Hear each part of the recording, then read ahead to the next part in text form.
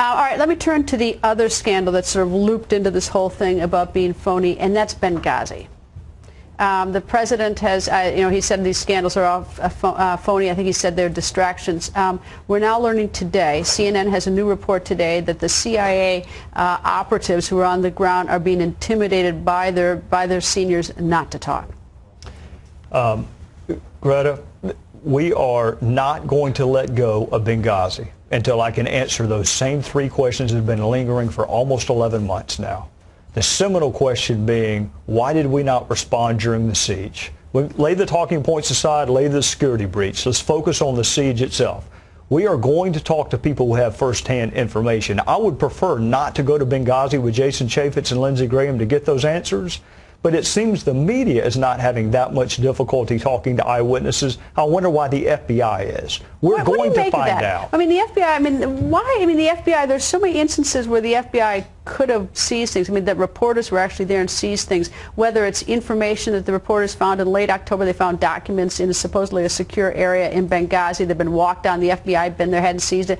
And now we have the report that a CNN correspondent was able to locate someone who is a possible suspect in this. And what's wrong with the FBI on this one? I honestly don't know. I worked with them for 16 years, and I had great respect for them as an agency. I consider them to be the premier law enforcement agency in the world. But I watched your show last night, and I listened to a bureau agent defend the practice of not interviewing someone after 11 months, and that is indefensible. And then not securing the crime scene is indefensible. It's been 11 months. The president said he was going to bring every resource we had to identify and bring to justice the people who are responsible. Can you name a single person who has been brought to justice because of Benghazi? Well, see, if it's phony, and if the president's annoyed with us in the media, in particular Fox News, for pursuing it, now is his chance to make fun of us and give us the names of the survivors and let us interview them. And if the president is right on this, the administration is right on this, that this is phony or a distraction, just getting the facts out from those people will show it. But he's the one who's blocking it. I mean, we can't find these survivors. I'd love to interview the survivors, but the administration is doing everything it can to hide them. They're dispersing them around the country. And of course, the CNN report shows that even CIA operatives who were there are getting intimidated from above. Including changing names, creating aliases. So you stop and think, what things are most calculated to get at the truth? Talk to people with firsthand knowledge. What creates the appearance or perhaps the reality of a cover-up?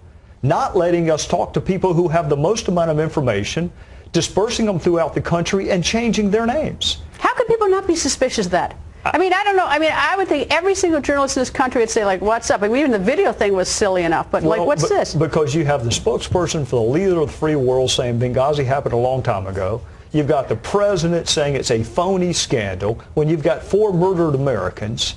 We're still looking for Jimmy Hoffa. What is that, 1975 or something? I mean, the American people still want to know what happened there. So this is only last September. The American people have an insatiable desire for justice.